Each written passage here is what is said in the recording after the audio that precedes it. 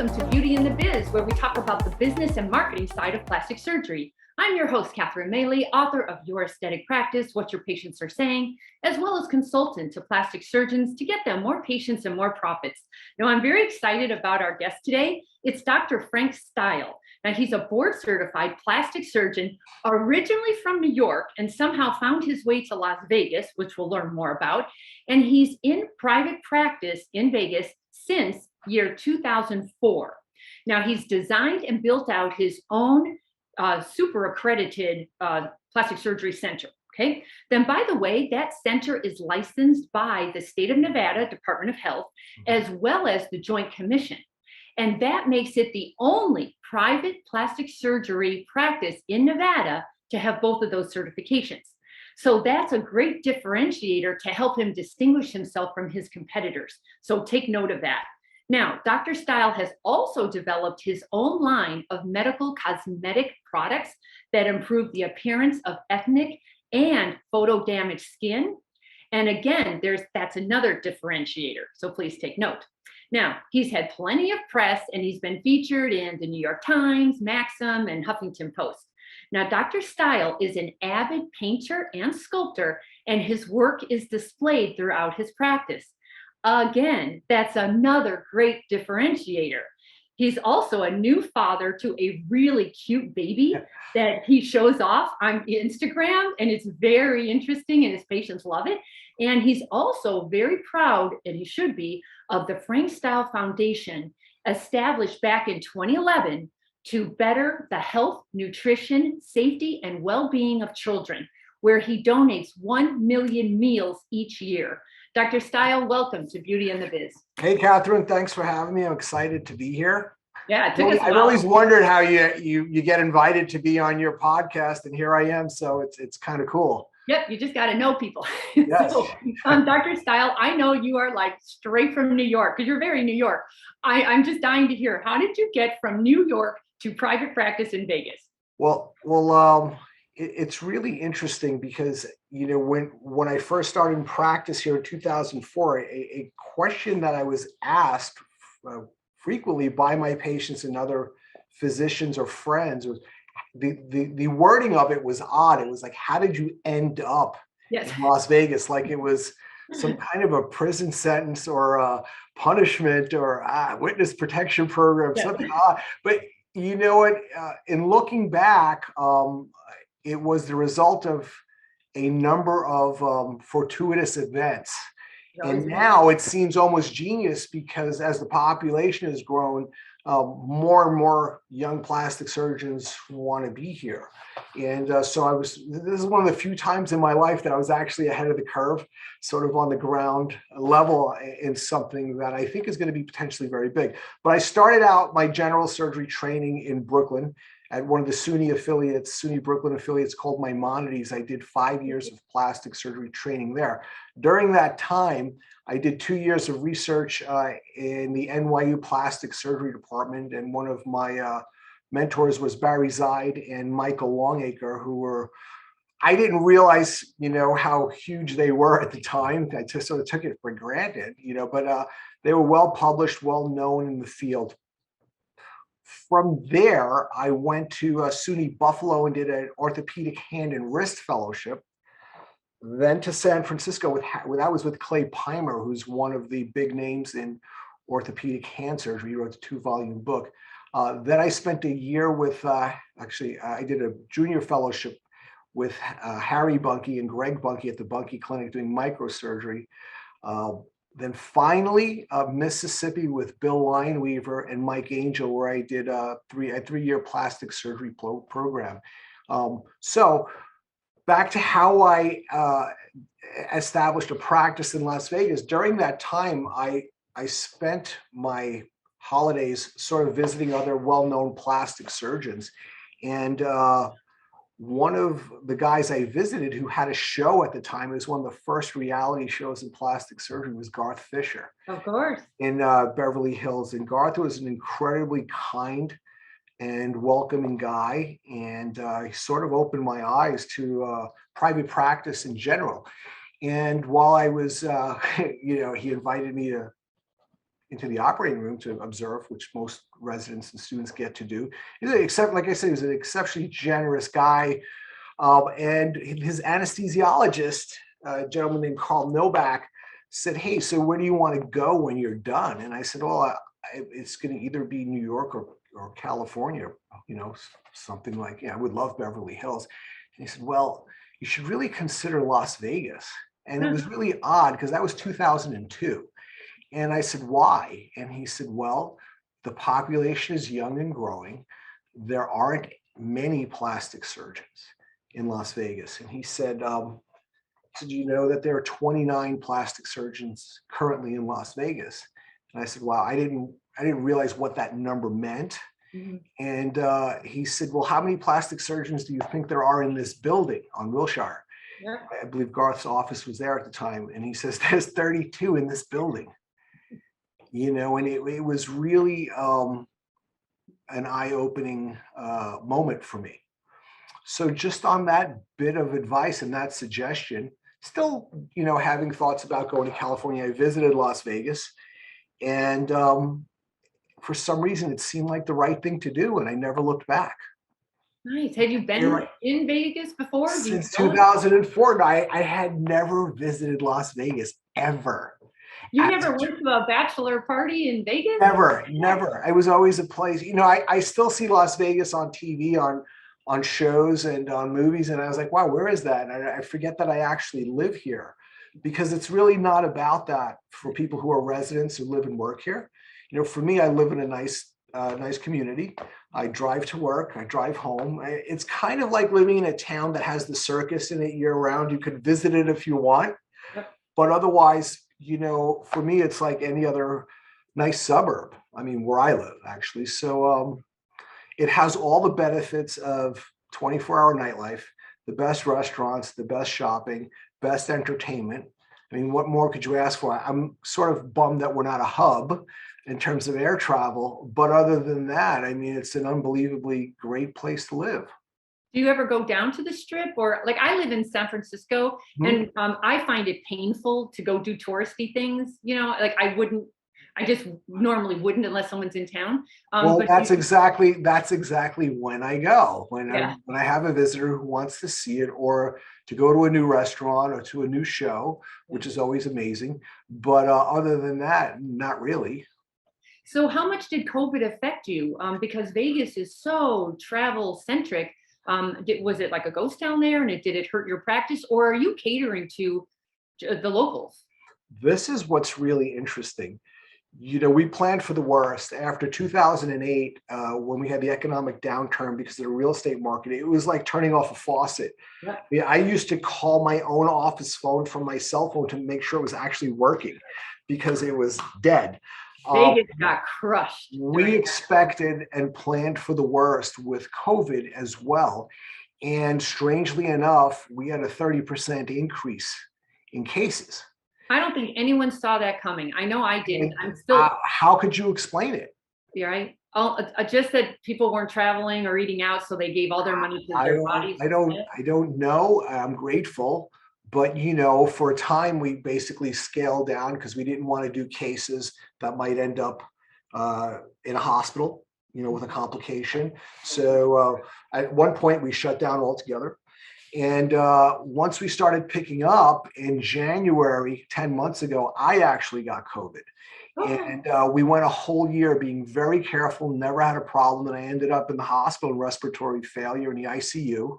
oh my Yeah, gosh. 10 days on home oxygen for 2 months afterwards, seeing patients with an oxygen tank and a nasal cannula, Did believe you it or have not. pre-existing issues?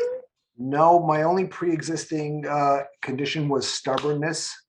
I was sick. I didn't think it was COVID. And I sort of worked not feeling well Hmm. for about 10, 11 days. And then I woke up one morning and just couldn't breathe. And I went to the ER, and it was as bad as it can possibly get. But, I got through it. My staff got through it. We pulled together, and we came out the other side of it stronger. I have a great crew. and everyone rolled up their sleeves and pitched in. We did a lot of rescheduling. Surprisingly, we didn't have cancellations. They were very, very understanding. Mhm. And I have great patience. And I think after being here 18 years, it's a combination of two things. It's attracting better patients and picking better patients.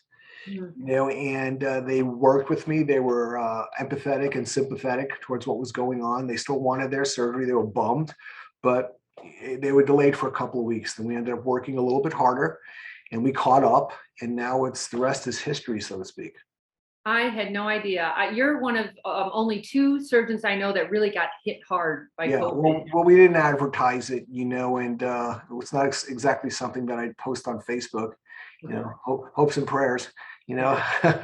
So we got through it, and luckily my patients and my staff weren't affected, and Fantastic. we were So great. but let me go back to private practice because Sure. a lot of the surgeons are still in practices with partners or in hospitals, and they're struggling to make that jump, that leap from, the comfort or the security or the certainty of a group versus jumping into solo practice. Any suggestions or? Well, here's what's interesting. I started out solo. I had a lot of the ideas that were sort of the mantra that was given to me by my attendings and doctor teachers throughout my training. The protocol or the accepted protocol was, you graduate, you take call in an ER, you get cases for your boards, then maybe, you'll get to do a breast aug on some kid's mom whose laceration you sew, you join someone else and do all of their crap until they allow you to make a living on your own. And I said, that's absolutely not going to happen. And from day one, I never, and I'm not saying, I'm not knocking anybody who does, but I never did an insurance case, and it was all on basically just sheer will and work, marketing. And I have to tell you, I wasn't I didn't receive a warm welcome coming to Las Vegas with that attitude. Okay. And I mean, just because they bought into that didn't mean that I had to. And I proved that you could do it. You could do it without going this traditional or accepted route. I didn't need anybody else's permission to be successful. So I took the chance. It's scary. It's scary. Now the strange thing is I find myself on the other side of this 18 years later, where I would like to have a junior associate, right, so I could have some more time for myself, and maybe someday make them a partner and eventually, right off into the sunset. But a partnership, I'm learning, is like a marriage and can be equally as painful or expensive if you make the wrong choice. So that's what I'm afraid of. I'm afraid of making that wrong choice. I mean, I waited till I was 52 to get married. I'm certainly not going to jump into a partnership with a stranger. It's risky. So I understand that fear. I also understand the fear of someone who's in a group that wants to go on, because then you're the man, or the woman. You pay all the bills, you take all the risk, but you also, the money's yours. You reap the rewards solely, but it's a mindset. That's it's a mindset. It's like, what is your personality? Are you an alpha male or female? Do you want to be the boss? But being the boss, BB King used to say, you got to pay the price to be the boss. I will just give you my 2 cents after watching these partnerships implode. I think it's so important to know thyself. If you're an alpha male, just know that and own it. Like if I were to consult with you, your best bet would be a female who might even have children, and which we would love, and to balance off the practice. Yeah, she wants to go home after dinner, and she doesn't mind you running the show at all. Like, I mean, that would be a good scenario for you. Are you thinking about scaling? Like or do you want to scale or stay at? When you say scaling, meaning expanding my practice with associates? Right. Sure, I would love it. We have a 10,000 square foot office. I used to say it's not big enough for me and my ego, but it's big enough for at least 1 or 2 other doctors. We have 2 operating rooms that are basically fully accredited. We have a state-of-the-art facility. We've got great support personnel. I mean, this is a dream for somebody who'd like to walk out of a residency and come someplace where it's all set to go. You know, what I try to explain to some of these younger graduates, like, do you realize that if someone is paying you $300,000, let's just use that number, and they're paying your malpractice, and they're paying for your staff, and they're paying for your overhead, basically, that's the equivalent of 1 to 1.2 million in gross revenue. Yep. You're left with that 3. You don't have to think about anything, but they see that other number and it's very seductive, but it's a lie. You know, we have 70% overhead. Yep. In a lot of what we do, you know, so you do the math, you do the math. It doesn't leave you with a whole lot. So I think the younger and the new grads need to, as they used to say back in Queens, wake up and smell the coffee. Right. Because it's an illusion. It's an illusion. If I had my deal, someone was willing to give me the deal that I'm willing to give somebody, I would have jumped on it. You know, but everybody's different. You have to follow your heart, follow your own dreams, fail, learn from failing, and you know, you have to figure out what's right for you. You can't make somebody see your vision or share your vision. They either do or they don't. And the skills you need in today's world to compete, you already have to be a great surgeon, but now you've got to be a great business person, a great marketer, a great leader, a great manager. I mean, there's so many more skills you need now that you didn't need before. And I've noticed some of the best practices, such as yours, you are the best marketer. Like you make the marketing, or I guess that part makes it easy for your staff to work for you, represent you, because you've done such a great job with your own marketing. Sure. If we could only get them to answer the phones correctly, Catherine, if we could only get them to do that. You're missing $1 million right there. I'll tell you. Let me tell you something. We took a piece of advice. We hired a phone person. Thank you. And she's awesome. Yep. We're going to put you in touch with her. And she's very, very smart, very personable, and very trainable. Great. So that's our next focus. Just put that on the list, Catherine. Yes, and make sure she doesn't go on vacation or get sick, because there's only one of her. Yeah. Well, you know, it's one more than what we had. Right. That's true. So talking about staff, I know you also have a large non-surgical revenue profit center, as well as a very busy surgical profit center. Yes. How are you balancing those two? And do you have the philosophy of patient for life? Or is it just a hassle to do both? Well, no, it's not a hassle to do both. I mean, you must do both. You know, we have the plastic surgery practice. We have the accredited surgery center, which is now also facilitating a Da Vinci robot surgery. Okay, where we're doing outpatient gallbladders, hernias, and now even colons in our center. No kidding. And that is supporting our bottom line very nicely. We just expanded and created a independent skincare services center, which that was something I did sort of not as a profit. It didn't have a profit incentive. It had more of a service incentive for my patients. I didn't want them going anywhere else. Right. For things like injectables, laser services, etc. We never made money on that in the past, and now we are. You know, we're consistently in the black. That's because I've made it its own business and hired the appropriate manager for it. But you have to have these services. You have to. You can't do it. My philosophy is multiple revenue streams coming together. Okay, and if you have these services here, it makes it easier to have a patient for life, or a raving fan, so to speak. And that's what we're looking to create, as a raving fan. And that's what's at the end of that funnel, you know, that so many people talk about in business. You know, we do regular business and marketing meetings as part of our weekly schedule here, where my whole staff attends. You know, we learn about, it's all about customer service. It's all about listening.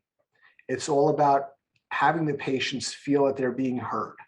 It's all about respect and empathy, you know, not taking patients for granted. You know, my saying is, numbers don't lie. Yep. You could talk all you want but numbers don't lie. If your revenue is going up and you're having repeat business, that tells you that you are providing a service that patients appreciate, and they want an experience that they appreciate. They want to appreciate it. They want to have it over and over. They send you family members and friends. They recommend you. It was Bruce Cannell once said, when you do good work, your patients will talk about you while you sleep.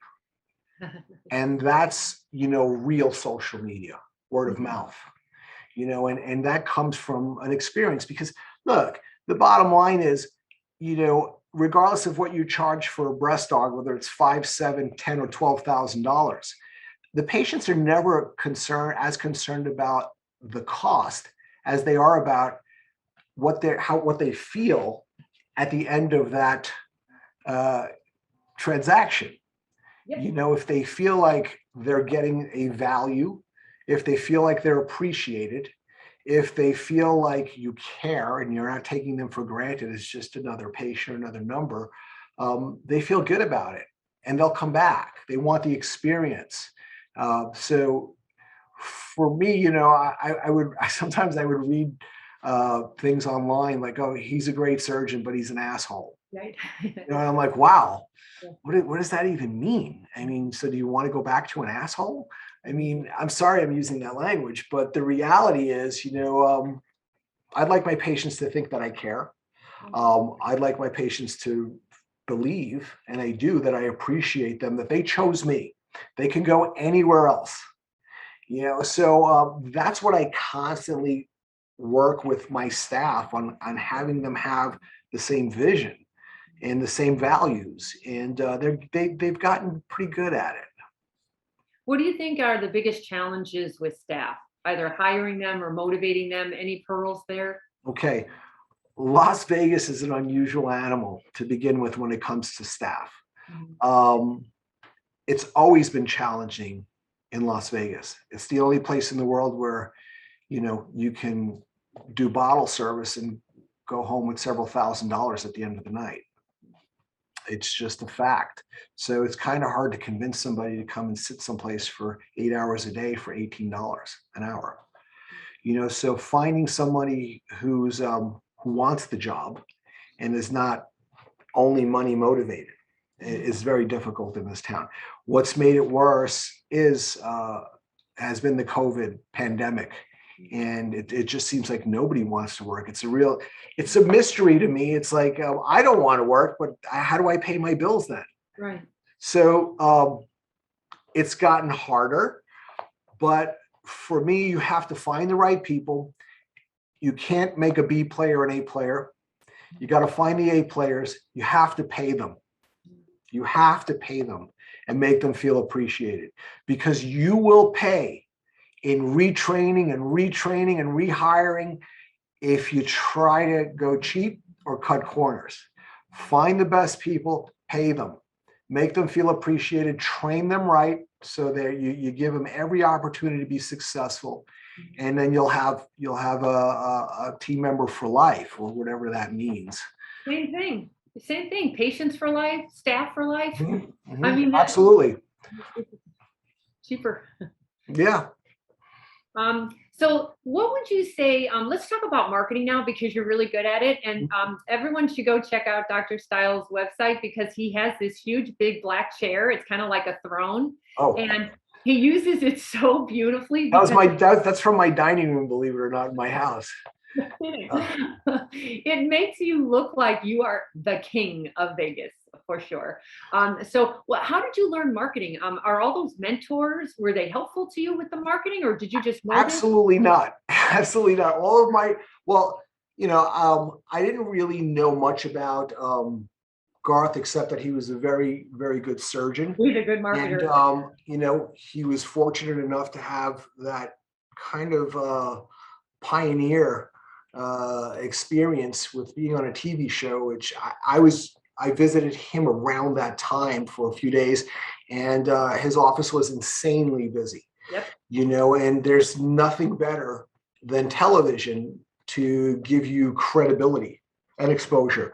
Now, you think about that's 22 years later, You have YouTube, and the thing that I've learned is people can't really or don't differentiate between television and a YouTube screen or YouTube video.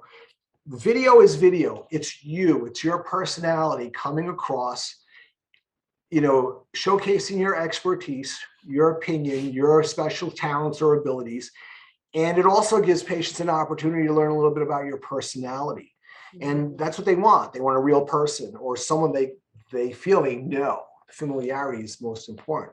So, I started out when I first came to Las Vegas in 2004 with a magazine ad campaign that I would do this one sort of risque ad every month, which had absolutely nothing to do with plastic surgery, but created a lot of buzz. And if like describe what risque means. I would say very, very beautiful women in various, I wouldn't say scantily dressed, but just they were provocative ads, not sexually inappropriate in any way, but it created a buzz because no one had ever done it before. I mean, at one point they were showing some of my ads, which I wish I would have known back then, at some of the plastic surgery meetings as inappropriate marketing. Oh, no kidding. Yeah. And that's because I have to love my colleagues here in town for sharing that with the world. Yeah. But, I ended up having issues with the medical board, and there was another nice fellow that actually tried to block me from getting my boards because of those ads. So it was a shit show for that time. And, I agreed to tone it down, but it did make an impact. People knew who I was. Well, the best marketers always say, you do not worry about what your colleagues say. And frankly, if they're complaining about you, you're doing something right. Right. But if you have your boards in jeopardy and your medical license, you kind of have to sort of tone it down. And I did it, but I learned a lesson from it. I was like, wow, I can do this. I can do this. So it went from that.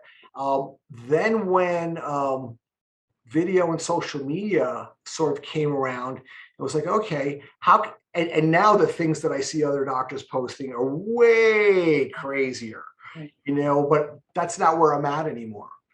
So now it's, we installed some high-end HD cameras in my operating room, and we do live video streams of our surgery where I do question and answers while I'm doing surgery. And I have somebody actually feeding the questions into my monitor, and I talk to patients from all over the country.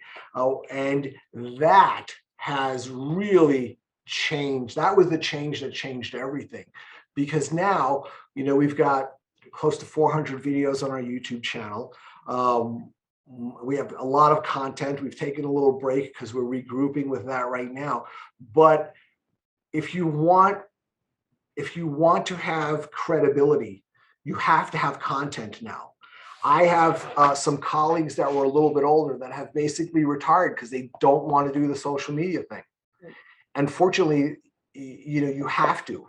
You have to now. You have to. My philosophy is, or my mantra now is, post or perish.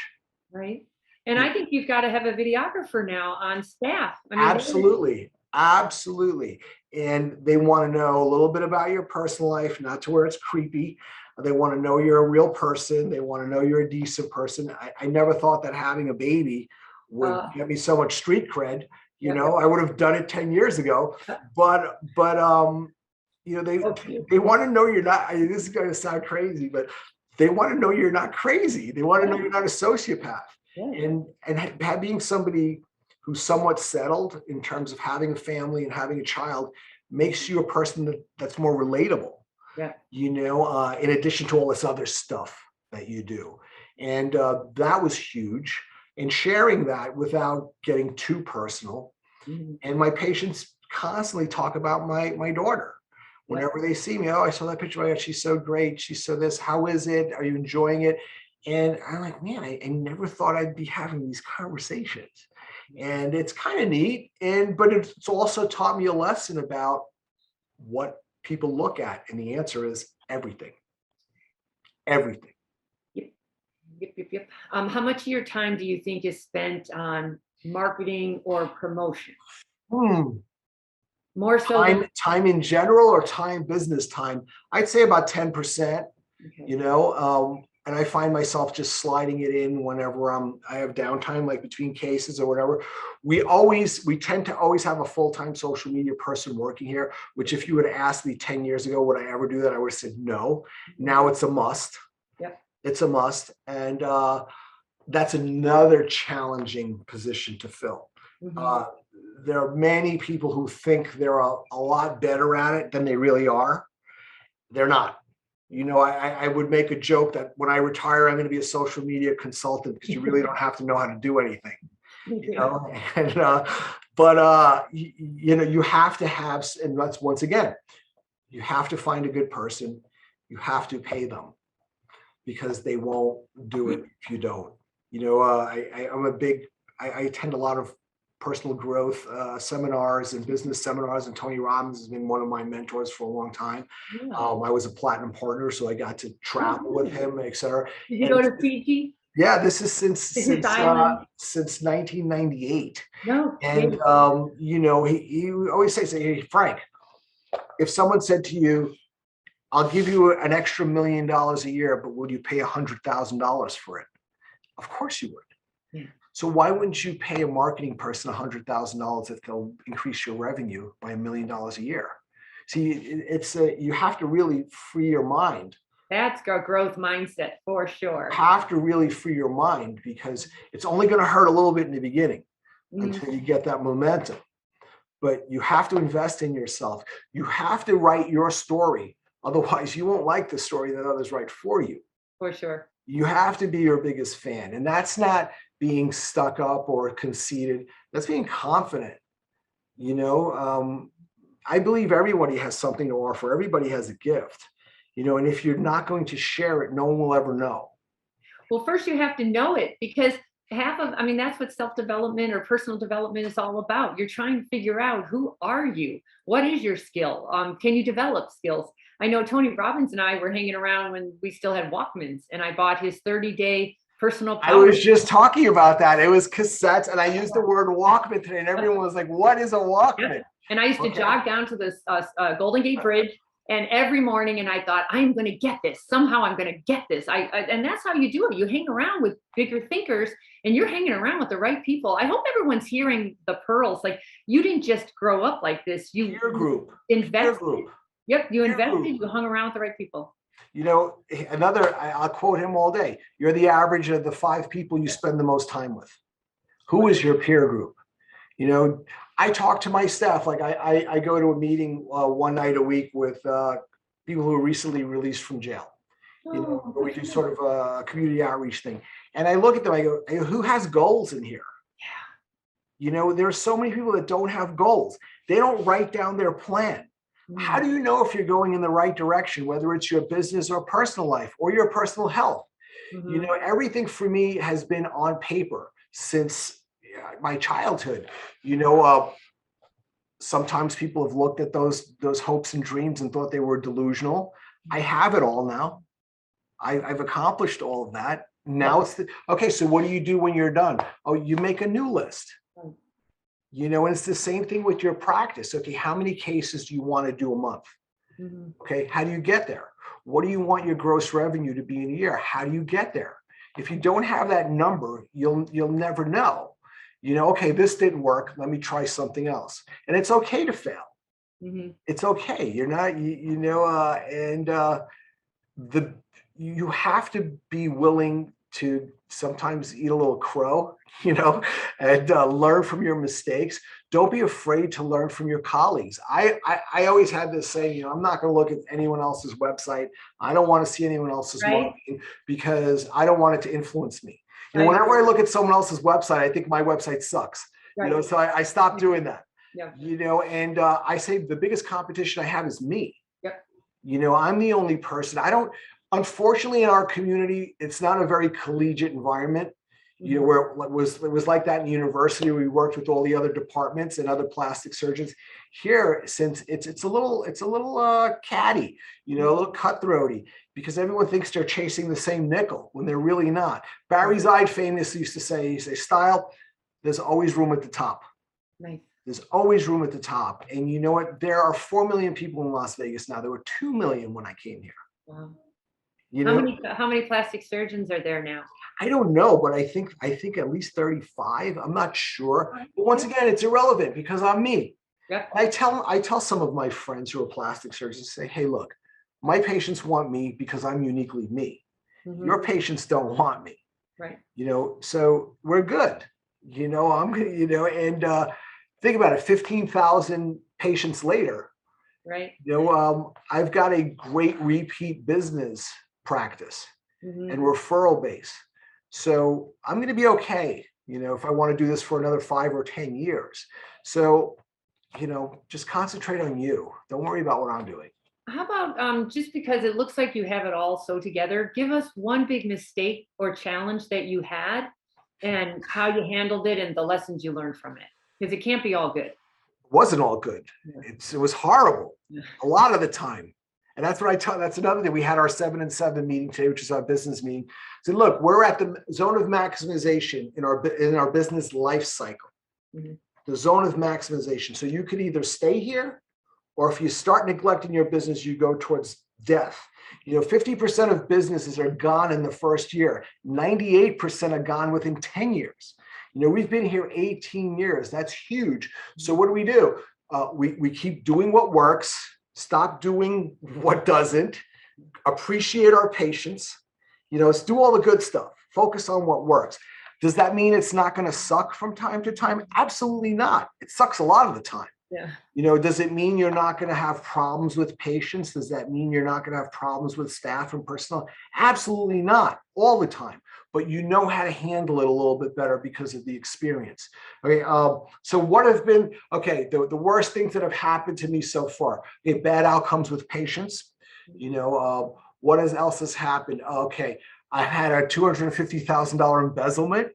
Oh, Nice, right? Nice. oh. Okay, that was Wait, lovely. let's talk about that for a minute because Sure. almost every practice I've ever worked with has had an embezzlement story. Yeah. And if they haven't, it's coming. And typically when the wife is working in the practice, that's how she got there because there was an embezzlement issue. Yeah. Well, I don't want a divorce either, so that's not going to happen. Okay. But you know, it's funny. After I had the embezzlement, I was at one of the plastic surgery meetings, and I met a guy named Jay Shore, Jay and Mara Shore, who were actually pretty funny guys. And he was giving a talk on embezzlement, and he said, you know, 90% of plastic surgery practices have an embezzlement. The other 10% just don't know it. Yes. You know, and I was like, wow, I wish I would have heard this. I have to say, yours is extremely high.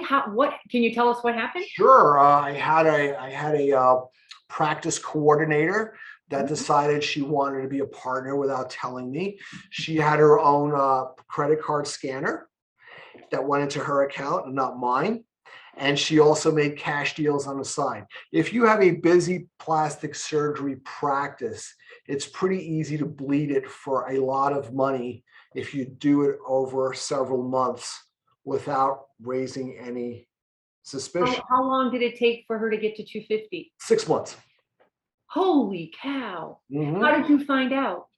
Well, I was working real late and the numbers weren't going up in my bank account. You know, when you've been doing this for a while, things feel a certain way. And then, you know, patients, she was making cash deals with patients, you know, and of course, my lovely patients thought they were just getting a great deal because I was so kind. But things like that. It ended up it was ugly. You know, it cost me a bunch of money to basically make it right, which was. Did you press charges? Absolutely, they got arrested, you know, but it's never as easy as you think. You know, you learn, and here's what you do. It's hard if you're super busy, but you have to watch your money. Yeah. You have to. And basically, you know, you say, okay, what is the average? What do I charge for an average procedure? Okay, so I did 62 procedures this month. Multiply it by that. Are we close? Mhm. I mean, that's like the gross way to do it. But we get daily income sheets every day now, and I go over them. It takes 10 minutes. It's all habits and rituals. You also hire people who are not scumbags, basically. I'm sorry. Did you have any feeling, a funny feeling about it? Well, it's funny. Or were you Con completely men, con men are the best salespeople. So my numbers were great, and I was like, wow, these people are awesome, but they were selling for themselves. holy cow. Yeah, that was Um, bad. That was bad. I do know another practice. I won't say where they're at, but they had a nurse injector, and she took the Allergan. She told Allergan, "I'm going to give you a different bank account," and she ended up getting 200 grand because Allergan was giving all of her all the revenues to her. And the only way we found out is because I was called in to be a consultant, and she's super resistant. Well, And that's a good one. That's a good one because we had an accountant that actually interviewed staff, and the ones that were the froggiest were the thieves. yes, So look, embezzlement. See, this is what's interesting. Embezzlement isn't only stealing money; it's riding the clock. It's stealing supplies. It's basically, theft happens in 100 ways. And just because it isn't a big hit doesn't mean it doesn't really affect your bottom line at the end of the year. you know uh, you just, once again, this goes back to hiring the right people yeah. and having the right culture. you know Culture is everything, and Mhm. I don't know how to train it. I give everyone pointers on it, but a lot of the surgeons are just like, what Yeah. culture? What can't we Culture just is do our everything, job? and it takes one bad person to destroy everything you've made. For sure. Mhm. So let's move on. We're kind of towards the end. The mindset. I love your growth mindset. I know a lot of that is just like somebody like Garth Fisher, like just watching him do what he did. I will tell you, many, many years ago, I was consulting with him or with his med spa group, and they said, "Oh, you should probably book a consultation, see what happens." And I booked a consult, and it was actually a $500 consult fee. And the next day I was FedExed a huge box, and it had a beautiful, almost like an AMX magazine. You know how they have those catalogs? It was Yep. glossy, gorgeous. It was probably 100 pages of his incredible rags to riches story. It was so emotional. And then it was just before and after photos galore. And it also included his full skincare line and not samples. They were full on. And I thought, does this guy know When, how to reframe a when was consult? when was that? When was that? Many, many years ago. That's really cool, and I'm going to tell you from my small experience with him, I would expect nothing less. Right? It's just he's a class act. He charges a lot, and you feel it, and you're excited to pay it. It was Mhm. a different way to do it. So I'm so glad you learned from him and Tony Robbins. I mean, you hang around with somebody like that, doesn't your mind just expand? Yeah, And well, you get a lot of anxiety because you feel like there's a lot of catching up to do. yeah, holy cow, good for you. Is there anything? Do you hang around with any normal people or read any normal books or? Yeah, I mean, I'm not an avid reader of Yeah, like printed text, but I listen to tons of audiobooks. yeah. I try to listen to at least a couple a month. And I'm embarrassed to say I don't know much about Bitcoin right now, but at least to just be conversant in it, I'm listening to some things that were suggested by some of my younger friends. Okay. And but yeah, I mean, I like to hang out with people who are not medical people Yeah. because it allows me to decompress and to get a more worldly view from Mhm. people who do other things for a living. I mean, I recently had my 55th birthday. I know you find that hard to Oh, believe that I'm 55. My happy 55th birthday. birthday in Costa Rica, and I invited and flew down 25 of my closest friends, and they're attorneys, they're business people, they're computer young tech guys. And the conversation was like all over the map. And I said, this is wonderful. I said, you know what? I should do something like this once every couple of months. And basically, almost like a mastermind group Have your own little mastermind. from Yeah, Napoleon Hill, right? yeah. And basically say, hey, I'm interested in doing this idea. What are your thoughts? What's the upside? What are the potential risks? And I mean, it was all there, this brain trust in this room. So yeah, I want to hang around motivated, creative people, regardless of what their professions are. Can I just ask, how are you balancing all of this? I'm Like, not. I'm How are not. you doing that? Because you have a baby, a wife, 25 friends. I don't even have three that I can think of. My my my And you work listen, out and here, you, up at 4 in the morning, in the gym by 5 every day. there you go. That's period. Yeah. And that's the foundation for everything. Yep. Okay. My wife is exceptionally cool and of a similar mindset, and we Mhm. take our baby everywhere. The baby is a team player. She's not an anchor. Okay. Yep. She's the why. She's Yep. my why. Yep. Okay. And now I have a why that actually means something. Right. Okay. So there is no such thing as balance, period. Some days you'll do more of some things and others you'll do more of others. And you hope it balances out at the end of the year. But there's no such thing as balance. Yeah. You have to do what's in front of you as to the best of your ability. And that's it. Don't regret, don't look back. You will lose friends. You will have problems at home. You will have all of those things. You will alienate some people in pursuit of your goals. There is no balance. But if you accept that and the people that love you know what you're doing, they're okay with it. You know, there's a book called Limitless by Tim Grover. Mhm. Please read it. I It's a recommend it. trip. It changed my life. He's a trainer, the trainer to Michael Jordan, Kobe Bryant and all that. He talks about the cleaner mentality. And when I heard this, it validated everything that I thought and felt my whole life and thought I was exceptionally bizarre for thinking and feeling. Yeah. You just have to go for it. Don't question yourself, follow your heart, be all in, apologize later. Yeah. I read that book and I thought I'd give up. I mean, I get up at 5, but not 4, I mean, that guy. Yeah. But it's Give been me, great. yeah. Give me some last, give everyone a last pearl. Like, oh, you know what? Tell us something we don't know about you. I'm exceptionally hard on myself. Probably, if there are any psychiatrists or psychologists listening, they probably know that. Painfully sensitive, Oh, and I think what's good about me is what's bad about me. It's made me a great always. surgeon Mhm. and a good doctor, but it's made me incredibly challenging for me to have close relationships, even though I value them. Yeah. Friendship is very important to me. I'm a work in progress. I'm always in the process of becoming. Mhm. What that means at this point, I don't know. But as long as I keep doing the right thing is going to happen. And I don't question the universe anymore. It is what it is. Do the best you can every day. The 4 agreements, do the best you can, Love whatever it. that means today. Mhm. Do the best you can, be true to your word, help others, Don't make it. contribute. And you know what? It all works out.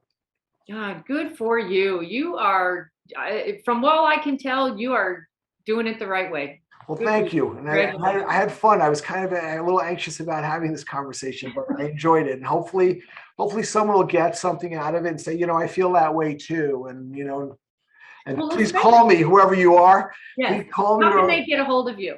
They can call me. They can email me at drstile@hotmail.com or direct message me on any of our social media platforms at Dr. Stile. And I look forward to hearing from anyone and making new friends. Oh, thank you so much for being on Beauty in the Biz. I really appreciate it. You're welcome. Hopefully this turns out well. Oh, it was super. All right, everybody, that's a wrap for us. If you do have any questions or feedback for me, please go ahead and leave them on my website at catherinemaley.com. You can certainly subscribe to Beauty in the Biz if you haven't done so already, so you don't miss out on any episodes. And if you want to reach out on Instagram, you have to go check out Dr. Styles on Instagram. It's really good. If you want to check out my boring one, it's Catherine Maley, MBA. And with that, that's it. It's a wrap, and we will talk to you later. Take care. Thanks for having me. Have a great night.